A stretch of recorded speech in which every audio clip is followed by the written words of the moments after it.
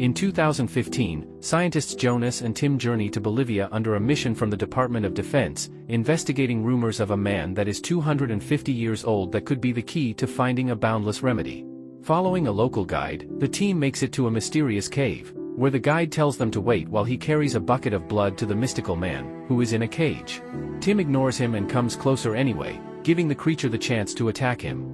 The guards try to stop him with bullets, but they don't work, so Agent Clark tries a stake that he finds nearby, effectively killing the vampire.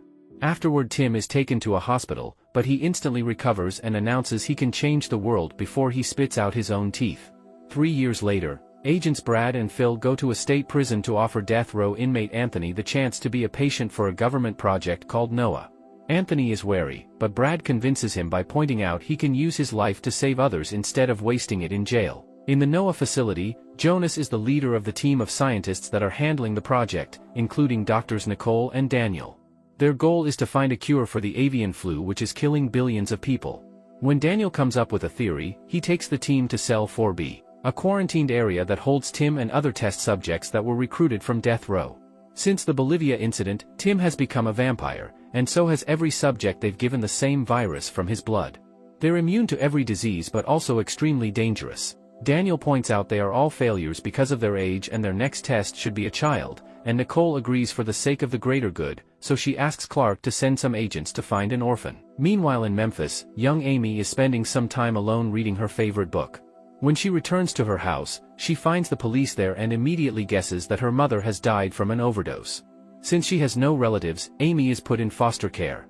Sometime later, Brad and Phil bring Anthony to the Noah facility, and Clark immediately gives them a new mission. The duo drives all the way to Memphis and visits the foster home where Amy is currently living. As soon as Amy meets the agents, she's suspicious of their intentions, so when she's sent upstairs to pick up her things, Amy escapes through the window. Brad notices and stays silent because he doesn't want to kidnap a child, but Phil notices too, so both agents jump into their car and chase Amy through town.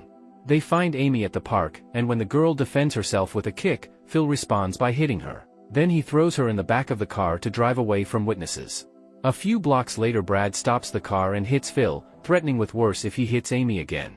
Afterward, Brad comforts Amy and makes sure she isn't hurt, but she's still scared of him. Back in 4B, Sweeper Lawrence tells Jonas that he and many other employees have had many very realistic nightmares of Tim, but Jonas dismisses it as cabin fever. Daniel and Clark are inspecting inmate Shauna, and while Daniel is sure the subjects are no longer productive, Clark can't help getting a creepy feeling as he stares at her.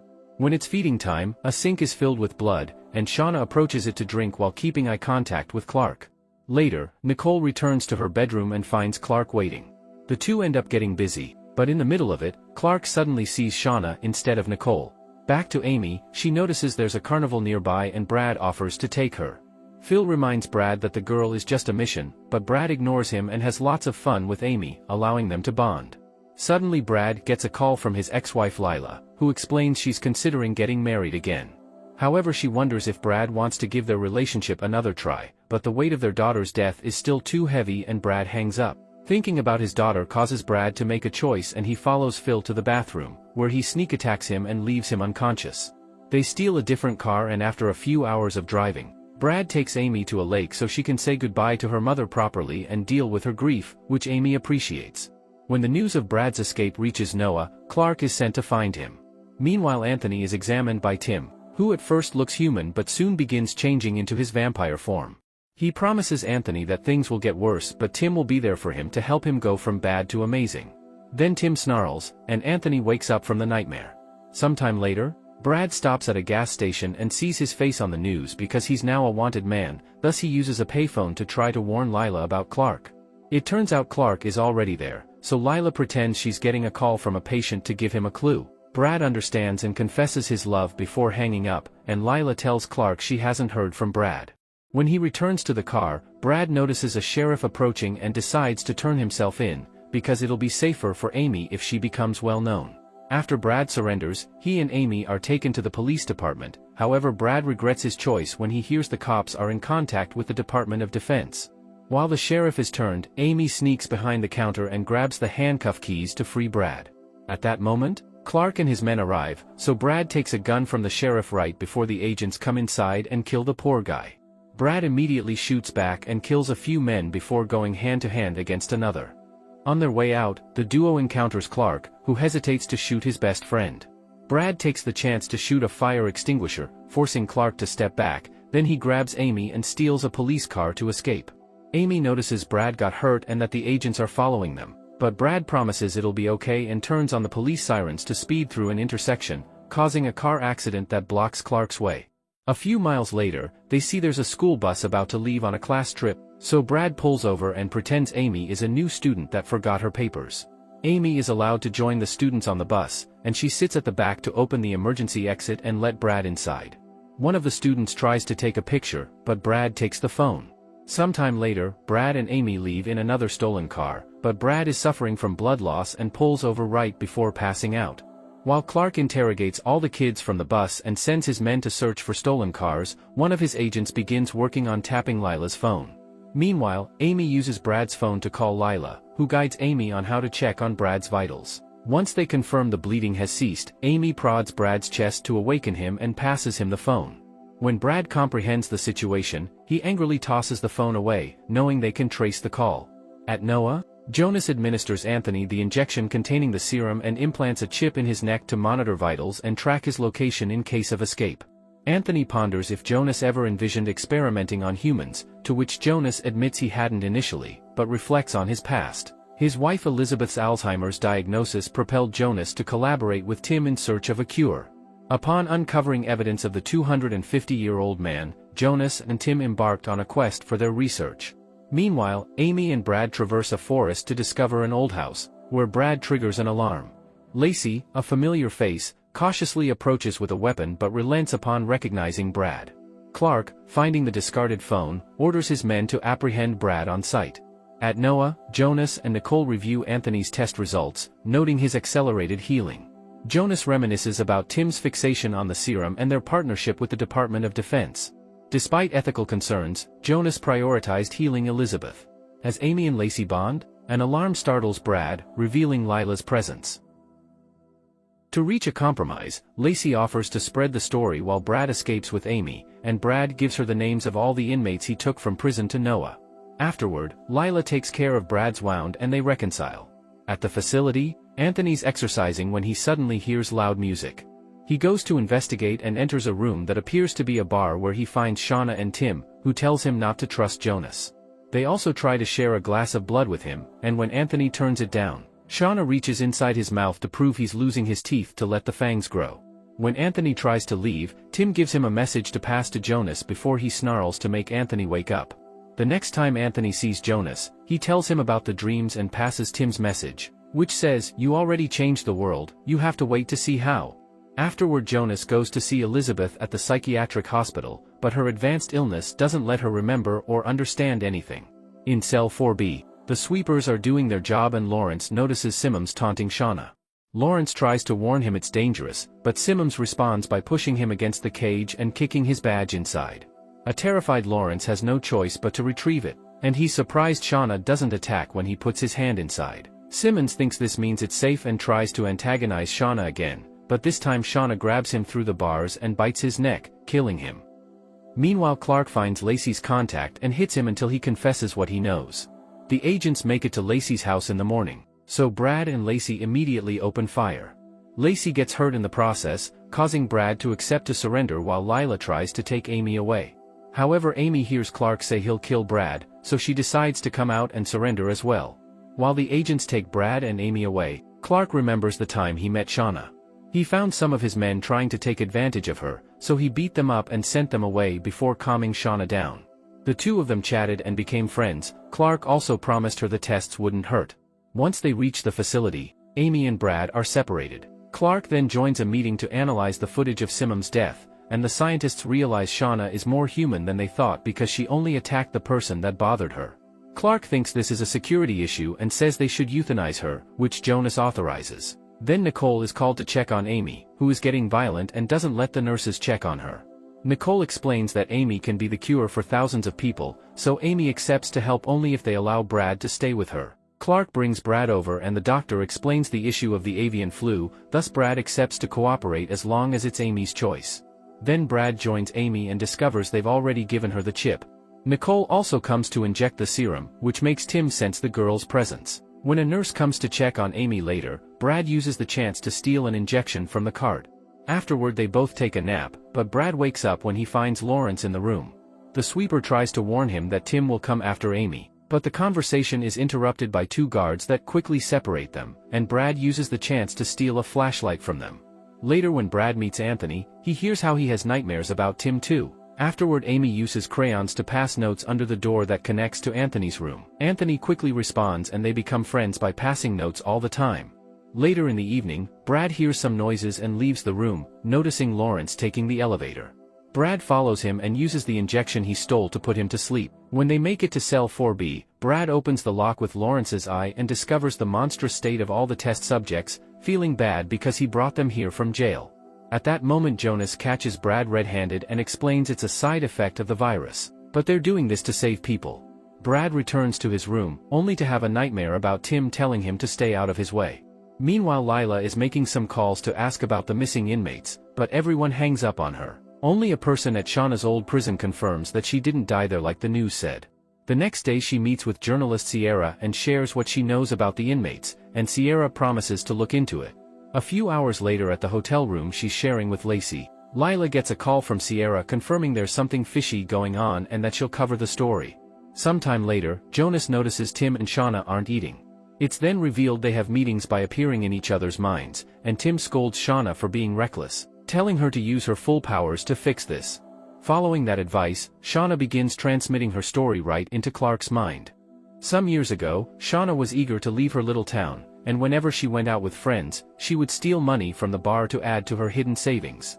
At home, her situation was horrible because her stepfather kept taking advantage of her, and one evening, she discovered he took all her money away. Shauna confronted the man, but her mother defended him from what she thought were unfair accusations. Tired of hiding, Shauna told her mother what her stepfather did to her, only to learn that her mother already knew and blamed her for provoking the guy. Devastated and furious to hear her mother didn't care, Shauna grabbed a knife and killed her mother, which was the crime that sent her to death row. As Clark sees all this, he starts the procedure to euthanize Shauna as planned. First she's knocked out with gas, then she's taken to a special cell where bright lights start burning her. However, her backstory keeps replaying in Clark's mind and in the end he feels pity for her, so he cancels the procedure. The next day, Anthony wakes up after having another nightmare, this time involving a dead girlfriend. Amy learns about this and is worried about what'll happen to her, so Brad calls the doctors and asks for Amy to have some free time outside her room for the sake of her mental health. After some hesitation, Nicole accepts as long as the guards go with them. Amy then gets to play outside, and Brad now has a better view of what's outside the facility to make a plan. Meanwhile Clark begins seeing Shauna inside his mind all the time. She's sweet and thankful, but she also warns him one of his soldiers is going crazy. Right after she disappears, Clark gets a call telling him one of his men is acting weird. Clark rushes to discover Paulson has seen the backstory of vampire Winston like Clark saw Shauna's. He also thinks the humans are becoming the vampire's lab rats. When Jonas does his daily checkup on his patient, Anthony confesses the nightmares are getting worse and that Tim tells him he has to make a choice, but he doesn't understand what. Jonas tells him he's a better subject than the others because he hasn't shown side effects, and the nightmares may come from the guilt of what happened to his girlfriend.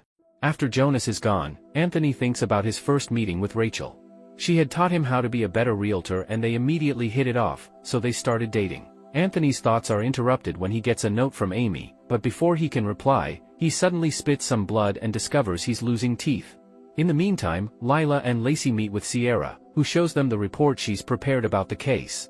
Outside, Amy borrows some binoculars and discovers there's a sniper on the roof. Brad immediately pushes her down right before the sniper shoots, revealing him to be Paulson. Clark and his men immediately come out and while they exchange shots with Paulson, Brad and Amy sneak around the forest. Once the agents manage to get Paulson's attention, the duo quickly runs to find cover with Clark. At that moment Paulson shoots the electrical substation and leaves the entire facility without power. Clark is ordered to solve this quickly because they need the machines to save Anthony, and Brad offers his negotiation skills to talk to Paulson. Anthony is put in a bucket with ice to deal with his extreme fever, but he won't wake up and keeps dreaming about Rachel. His sweet memory is interrupted by Tim teasing him, and while Jonas watches Anthony's vitals, he reaches the conclusion Tim is accelerating the mutation. Amy is worried about Anthony too, and Shauna suddenly appears in her mind to talk about the changes they're going through. She shows Amy her real face and explains that will happen to Anthony and Amy too, but Amy refuses to accept she's a monster. On the roof, Brad reaches the roof and talks to Paulson, who confesses he's already smuggled a vial of Tim's blood and hidden it, so they can't kill him if they want to know where it is. Brad tells him he's on his side and that he wants to shut down Noah too, mentioning the dreams and what he saw in 4B. Paulson gives in and explains the vampires can control them, mentioning what Shauna made Clark do. However, when he's about to say more, Paulson is shot by Clark, who says the smuggled vial had been a lie and questions Brad's loyalty. Brad pretends he just had been bluffing to make Paulson talk. Back to Anthony, the next memory he sees is of the night Rachel showed up with wounds on her face. It turned out she was married, and her husband beat her, so Anthony had always been her escape. Anthony felt betrayed but still let her stay the night for the sake of her safety. However, when he woke up the next day, he found Rachel dead in the pool, probably killed by her husband, but Anthony was blamed for it and sent to jail. At that moment the power comes back and the doctors rush to save Anthony, but it's too late. Tim shows up in Anthony's mind and taunts him as he reminds him the system failed him when they trusted the rich white guy more than the poor black man. Anthony has always lacked power for a better life, and time can offer that to him. Desperate to survive, Anthony gives in and lets the mutation take over his body, becoming a vampire that begins attacking the nurses in the room. Jonas tries to help and he's pushed away, so Nicole drags him into another room only to discover Jonas has possibly dangerous blood on his face. Sometime later, Director Gilder from the Department of Defense comes to Noah to check on the recent trouble. Brad sees him through the window and doesn't like where this is going, so he and Amy agree they should escape. While Gilder tells Clark he wants to talk to Amy without Brad around, Jonas asks Nicole to put him in 4B until they're sure he isn't infected. Afterward, Nicole and Daniel give Gilder a report of what's been going on, commenting on the fact the vampires appear to be telepathically connected to each other. Nicole's worried about how dangerous the project is becoming and asks to terminate all the subjects except Amy, who has been doing well. However, Gilder refuses because the potential for telepathic powers means this could be a powerful weapon, and finding the cure for the avian flu can be left to the other dozen labs the government has working on it. Nicole complains because this isn't what she signed up for, but Daniel's willing to develop a method to control the vampires. During lunch, Brad and Amy go over their plan to escape, and Amy accidentally finishes Brad's sentences. Brad realizes Amy can read minds now, and advises her to keep it a secret. Their chat is interrupted by Clark and the guards, who take Brad away so that Amy can talk to Gilder. Nicole refuses to leave Amy alone with Gilder and joins the meeting, feeling proud of Amy when she calls Gilder a bad guy. Gilder wonders if Amy can read his mind, and Amy denies it before Nicole announces the meeting is over. Afterward, Nicole tells Amy she doesn't trust Gilder and that she wants to free Amy, so the girl tells her about their plan. Brad is kept cuffed in a room, and he suddenly begins dreaming about Anthony, who tells Brad that Gilder wants to turn Amy into a weapon. Meanwhile, Daniel takes Winston out of his cell for an experiment during which he uses a machine to connect his mind to the vampires. Daniel shows up in Winston's mind, and the vampire starts teasing him, but Daniel concentrates and uses the connection to make Winston's body move against his will, proving they can control the vampires. Gilder is called for a demonstration, but when Daniel tries to control Winston again, nothing happens. In 4B, Tim keeps staring at Jonas, making him imagine he's visiting Elizabeth. Tim also shares the memory of a night the three of them had dinner together. Jonas had been too busy with a speech, so Tim offered to take Elizabeth home. He used the opportunity to tell her he loved her and they ended up kissing. Then Tim shows up in Jonas' mind to scold him for not curing Elizabeth in time before moving to Elizabeth's mind, where he starts clearing out her Alzheimer's. Back to Nicole, she frees Brad and takes him to the blood cooling room where Amy's hiding. They'll have to wait here for Nicole's sign. Because of her developing powers, Amy doesn't feel the cold. She also confesses she's hearing lots of thoughts. Clark discovers Amy's missing and Shauna appears in his mind to tell him where to find her because the vampires want Amy to stay. At that moment the sweepers enter the cooling room and see Amy, so Brad immediately knocks them out. Now they've been seen, they can't wait anymore and they run away without noticing Amy accidentally drops her beloved book. Meanwhile, Daniel wants to try with Winston again, but before he can even connect the machine, Winston appears in his mind. It turns out the machine never worked and Winston had been pretending so they would take him out of his cell. Winston begins controlling Daniel to make him turn off the lights and free him from his bindings, then he chases Daniel into 4B where he kills him right in front of Jonas before running away. Tim shows up in Jonas' mind to tell him he isn't infected, but this time Jonas retaliates by saying he already knew about the kiss. Elizabeth had told him she made a mistake and they worked on their relationship to move on, but Tim clearly never got over it and he's still bitter that he lost.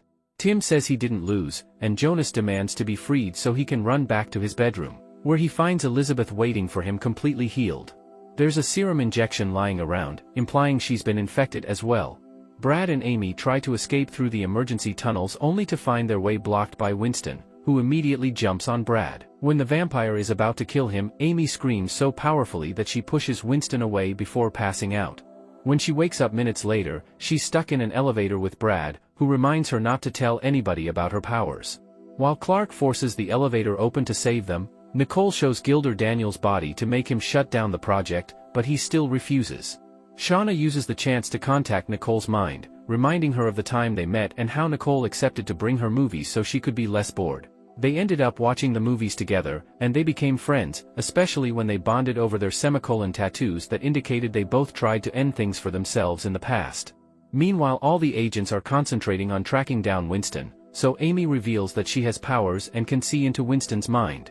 Brad doesn't want her to get involved, but Amy changes his mind by pointing out she wants to stop Winston from hurting more people. In the middle of a road, the man transporting Lila stops the car when he sees a body and comes out to check.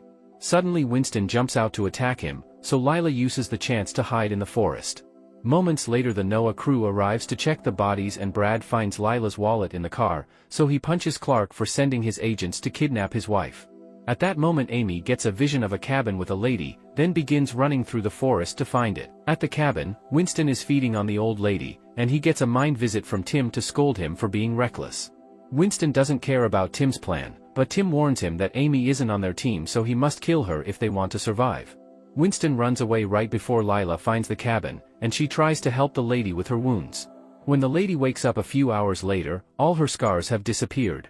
Suddenly she transforms into a vampire and tries to attack Lila, but at that moment the agents arrive and shoot her until she's pushed under the sun and dies. Brad rescues Lila, and Amy announces she can see Winston at a pumping station. The crew crosses the forest to find the right building and Brad tells Amy to wait outside while he enters the building with the agents. They find lots of workers that have been bitten and transformed, and as the team shoots them down and loses some agents to surprise bites, Winston runs outside and bites a guard while the sun begins to burn him. Amy can tell he wants her, so she runs away to make him chase her. She hides inside an abandoned building, and when Winston catches up to her, she screams to make some furniture drop on him. Winston survives and keeps on chasing her, but luckily Brad shows up and shoots him down after opening a door to let the sun in. As soon as Winston dies, all the transformed workers die as well.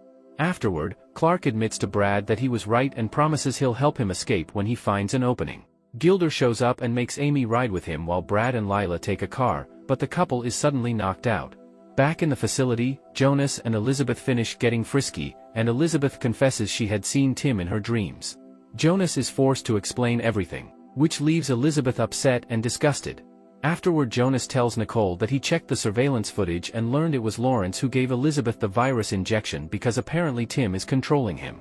Nicole also looked at the footage and saw Amy scream pushing Winston, which makes her think she's more powerful than Tim and they could use Amy's blood to fight Tim's control. While Nicole is working on a cure, Shauna shows up in her mind to call her out for her fake promises and all the people she's killed with her experiments. When Nicole snaps out of it, Jonas finds her and tells her about Elizabeth and Tim, so they agree it's time to get rid of all the vampires. Jonas goes to 4B and turns on the UV lights to burn down the vampires, but since everyone is connected, this starts hurting Elizabeth and Amy too, so he's forced to turn it off. Momentlate. Gilder and Nicole speak with the Secretary of Defense. Nicole still wants to shut down the project, but Gilder comments on all the powers they've discovered so far, and the Secretary allows them to keep going. Afterward, Gilder meets with a man called Martinez, who had the original idea to use the vampires as weapons. Gilder is thankful for his guidance, and Martinez helps him further by giving him a list of NOAA employees he needs to replace with new trustworthy people. Meanwhile, Jonas checks on Elizabeth and when he uses a flashlight on her eye she almost gets burned, confirming she's slowly turning as well. Brad's now dreaming of happy memories with his daughter, but when he wakes up, he discovers he and Lila are trapped inside a trunk of a moving vehicle. Immediately they grab the trunk's internal wires and use them to loosen the zip ties while they chat about their memories of their daughter. When Lila forgot to buy the markers the girl needed, Brad stopped by a convenience store where a robber suddenly burst in. Brad had tried to negotiate with him, but his daughter came inside looking for her dad and the robber shot her. Noticing his friend is missing, Clark asks Amy to use her powers to locate Brad, but she can't see everything. Clark promises to find him and leaves, only for Amy to be visited by Anthony next, who telepathically shows her where her book is and uses the chance to pressure Amy into talking about her mother. Amy cries as she reveals she feels responsible for her mother's death because they had an argument and Amy told her she hated her, which probably caused her to get an overdose to forget. Then Amy wakes up in her room as Gilder pays her a visit. She asks about Brad and Gilder tries to say Brad chose to leave, but Amy doesn't believe him and says Gilder isn't in charge as he thinks. Speaking of Brad, the car finally stops and the agents take him out. He pretends to still be cuffed, but when he sees an opening he fights the men and pushes one over the cliff before stealing a gun and shooting the other. After getting a weapon and a walkie-talkie, Brad and Lila begin walking away, and Brad finally makes a huge confession. Clark had provided him with the identity of the robber, so Brad found him and killed him for revenge. Afterward, he felt like a monster, that's why he had to leave Lila. However, Lila doesn't blame him, in fact, she feels guilty too because she forgot the markers in the first place. At that moment Clark locates the abandoned car and uses a walkie-talkie to contact his friend to warn him about incoming agents, but Clark doesn't think he can trust him. Moments later, they're found by another agent, but when they're about to get killed, Clark shows up and kills the man first. Clark swears he's on their side now and hides Lila and Brad in his trunk to take them back. At Noah, Anthony visits Amy again to apologize for making her cry, but he insists she needs to explore her grief and accept her mother doesn't blame her for anything. He also reminds her not to trust Tim. Elizabeth is struggling too because Tim keeps visiting her and she doesn't know if choosing him or Jonas. While Gilder begins installing extra security measures all over the facility, Nicole informs Jonas the cure isn't ready yet. Tim asks Elizabeth to choose already, and Elizabeth chooses her husband, asking her to euthanize her before she becomes a monster. Jonas does so while clinging to her dying body.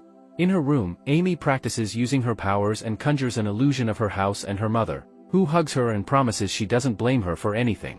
Then she gives Amy a box of matches, telling her to light her own way.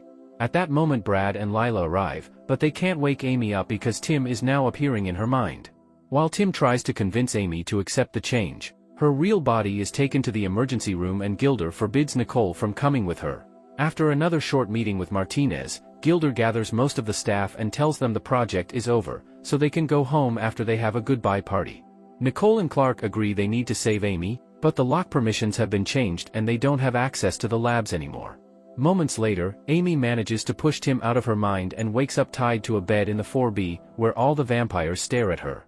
Meanwhile, Gilder is ambushed by Brad, Clark, Nicole, and Lila, and they make him activate the elevator to take them to the labs. Clark stays behind to guard the door and notices on his tablet that Lawrence hasn't been fired, so he asks his men to find him. Then he begins thinking about Shauna and the time he caught her escaping the facility. She had been scared of the nightmares about Tim, so to calm her down Clark took her to a diner. There they bonded over their childhoods and bad parents, and Shauna asked him to run away with her. However, more agents arrive to take Shauna back, making her feel betrayed by Clark. When the group makes it to 4B, they disarm the guards by threatening Gilder, and Lila and Nicole begin working on a cure again. Brad finds Amy and tries to free her, but Amy refuses because she thinks she's too dangerous now. After Tim sends another taunting message to her mind, Amy wakes up and spits out her teeth. Clark checks the security cameras and finds Lawrence entering the communication center, so he rushes after him only to find him shutting down all communications. He's still under Tim's control and points out that Shauna is manipulating Clark too. Then Clark asks Gilder for all the new codes, but Gilder says he doesn't have them either. He explains the Department of Defense sent Martinez as an advisor and he's the one with the codes, so Clark goes looking for him. He searches most of the rooms yet he can't find Martinez, so he asks the front door guard about him. However, the guard swears there never was a Martinez in the building. When the man makes a joke about ghosts, Clark understands the problem and goes back to drag Gilder into 4B, where they discover Martinez has been a vampire appearing in Gilder's mind all along. Moments later, Lila injects Amy with a new serum, hoping this will at least slow down the process. Clark meets with Brad and they agreed to fill the vampire cells with a special gas to knock them down. Then Clark gives Brad Lawrence's badge before leaving to start evacuating the facility. Shauna appears in Clark's mind to ask for his help, and Clark kisses her before explaining he cared for the real Shauna, not the monster she's now. Meanwhile, Lawrence frees himself from his bindings by getting hurt and goes to the labs, where he finds Nicole finishing a cure and locks her up to stop her from delivering it. Afterward, Lawrence knocks Lila out and finds Gilder to steal his badge. Tim approaches Amy again and gifts her a bike before showing her the entrance of a tunnel, which she must cross to become more powerful. She begins riding through the tunnel, but then she hears Brad talking sweetly to her in real life and stops to have a breakdown. Remembering the matches, she decides to light one up and finds comfort in Brad's and her mother's advice, making her brave enough to turn around and leave the tunnel with Tim behind. Amy suddenly wakes up, but so do all the other vampires. At that moment, Lawrence opens all the cages with Gilder's badge, and Brad quickly grabs Amy and Gilder to run into a corridor and close the door before the vampires can get them. When Amy turns around, she reveals yellow eyes and she begins seeing a memory of Tim back in Bolivia. Surrounded by soldiers inside a warehouse, Tim felt feverish because of the virus and was bleeding in his mouth. The locals wanted the guards to kill him, and Tim thought it may be a good idea, but Jonas promised he would help him and hired a helicopter to leave the country. When the vision is over, Amy controls the transformation and cancels the yellow eyes, then she runs away with Brad and Gilder. Clark wants to go down there to help, but Lawrence has blocked out all the entrances. Brad finds Lila plus a medic and 3 soldiers tied up, so they immediately free them while Brad tells Clark and Jonas about what happened. Jonas thinks they've lost Amy and that they should use the explosives they installed in 4B for emergencies like this, but Clark refuses because he wants to give Brad a chance first. While the group tries to free Nicole, Amy has another telepathic encounter with Tim, who gets furious because Amy won't join him, but Amy sends him away. At that moment, Clark announces a tech is slowly overriding the system, but Gilder also notices the vampires have suspiciously stopped hitting the cell door. Suddenly the lights go out and Amy looks up to discover the vampires are in the air ducts. The group begins running away and Nicole tells them to blow up the place with her inside once Amy is safe. As they run down the corridor, the vampires jump on them to attack, starting a fierce fight full of shots and biting. Anthony manages to bite Lila before Brad pushes him away, then the group rushes out of the corridor to finally reach a door that gets sealed behind them to separate them from the monsters. Nicole manages to open the doors only for Shauna to come in and send a message to Nicole's mind, wondering why she had been nice to her. Nicole explains she truly wanted to be her friend because unlike other criminals she's good, and Shauna admits that she doesn't completely like Tim's plans because he wants to kill innocents too. Nicole is about to reach a deal with Shauna, but at that moment Brad shows up and shoots her, causing her to run away. After grabbing the cure, Brad and Nicole hide in Tim's cell right before they're surrounded by the vampires. Meanwhile, Amy hears Gilder is eager to blow 4B up, so she uses her powers to have another talk with Tim, who explains that if the bomb goes off, his death will kill Amy too. Next, Anthony shows up and tells her blowing up the vampires together with Brad is the right thing to do for the greater good. While Clark fights against Jonas and Gilder over what to do, Amy approaches the computer and activates the explosives, which will go off in 2 minutes. The lights go out in 4B and the vampires run away to save themselves. One of the techs finally finds an alternate exit and Clark instructs Brad to break a near wall to find a hidden panel. Then Nicole gives Brad the cure and tells him to leave without her because she'll stay to delay the incoming vampires with her gun. Brad runs through the tunnel and Clark runs outside to lift the sewer drain lid, allowing Brad to escape right before the entire lower level blows up. Brad immediately takes the cure inside, and Jonas applies it to Lila to instantly stop the transformation. Clark and Gilder notice Amy is still alive, meaning Tim is still alive too. Amy confirms she can hear the vampires' minds, and Jonas looks out the window to see them emerge from the same sewer line after dispatching Clark's B team. Tim appears in Jonas' mind and demands he hand Amy over or face consequences. Afterward, Clark begins devising a plan to safely exit the facility.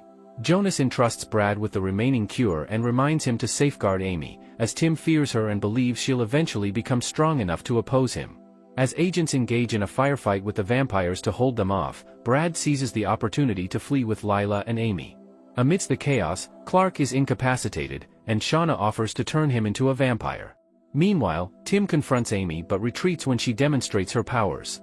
They regroup with Brad and Lila, heading toward safety. Lacey provides them with a vehicle to escape while she joins the battle. In the facility, Lacey intervenes to prevent Jonas from taking drastic measures and encourages him to find redemption by aiding others. A month later, Lila, Brad, and Amy reside as a family in a secure home in Oregon, monitoring news of the escalating vampire crisis. During a trip to the market to pick up supplies, Lila wonders why nobody has come to pick up the cure yet, and Brad wonders if there's anyone left to do so at all. When they make it to the store, Lila suddenly sees a body fall on top of a car and notices a vampire nearby. who surprisingly stares at her without attacking. Then Brad sees him as well and shoots the vampire down, and when a neighbor comes out, he wonders when the vampires started to move during the day. This guy also has a map with all the hot spots the vampires come from, and Brad realizes they're the hometowns of all the inmates. The only exception is Nevada, the place Shauna comes from. It turns out Clark and the agents have set up a safe area there, and whenever local cops are too harsh on people, Clark reminds them to give them a chance. The cops have also captured a dangerous criminal that shouldn't stay in the shelter, so Clark volunteers to take him to a proper prison. However, in the evening, Clark leaves the criminal in the trunk of his car and takes it to Shauna so she can feed. It turns out Nevada is a safe spot because all this time Clark has been bringing Shauna bad people that she can kill to keep her hunger from hurting the innocent. Meanwhile, Jonas and Lacey go to the Global Health Federation outpost trying to convince the boss to send someone to pick the cure. The leader explains they lack resources and it's too dangerous to travel anyway, but he does point out he has a vampire body in the basement, so he asks Jonas to try to replicate the cure with that blood. Later, the boss asks Jonas to talk to the world leaders to tell them he's almost done with a vaccine, only to learn that the American Disease Control Center is gone. So even if he finishes the vaccine, they don't know how to distribute it. Jonas realizes that the other countries will soon nuke the USA to stop the infection from leaving the country. Sometime later, Lila tells Brad she thinks nobody is coming, so she wants to join Doctors Without Borders. Because the vampire didn't attack her the other day, she thinks she may have something in her blood that can help. Brad doesn't like the idea but lets her go for the sake of the greater good. Afterward, Brad begins teaching Amy to defend herself and to use a bow because he wants her to be ready for whatever comes next. The next time Clark brings a criminal to Shauna, she tells him this is the last time she'll feed from his favors because the deal is over. She's tired of living in hiding and feels like she's just in another cell, but Clark again refuses to join her. Hours later, a group of vampires arrives in Nevada to attack the shelter, and Clark goes looking for Shauna because he thinks she's the cause. Shauna stops him from shooting her by explaining that it was Martinez and not her who turned those people, and the two of them end up getting frisky. Back to Amy, she gets in contact with Tim and asks him how many people he's killed. Tim says thousands, and Amy says she could never kill like that. Laughing, Tim tests that theory by bringing the neighbor Bob and infecting him through his neck. Then Amy wakes up and finds Tim standing outside the house. The next morning, the neighbors come to the house to ask Brad if he's seen Bob. Amy tells them he's outside, and when the group opens the door, they find Bob with a heavy wound on his neck. Bob doesn't want to be a monster and asks Brad to end things, but before Brad can shoot him, Bob finishes transforming and attacks him. From inside the house, Amy hears some gunshots, then Brad comes inside showing he's been bitten. The neighbors want to kill him, and Brad wants them to stop him too, but Amy refuses. Her fury makes her transform into a vampire and kill both neighbors without remorse. Afterward, she gives Brad the last injection with the cure before deciding she needs to run away. The last thing she does is leave an apology note with her beloved book for Brad. While Amy runs through the forest, she sees the planes arrive to nuke all the major American cities. 97 years later, the USA is an absolute wasteland. There are still vampires around feeding on animals, but Amy is also around and hasn't aged at all. While she travels, she uses her bow to kill vampires and stop the infection from spreading further.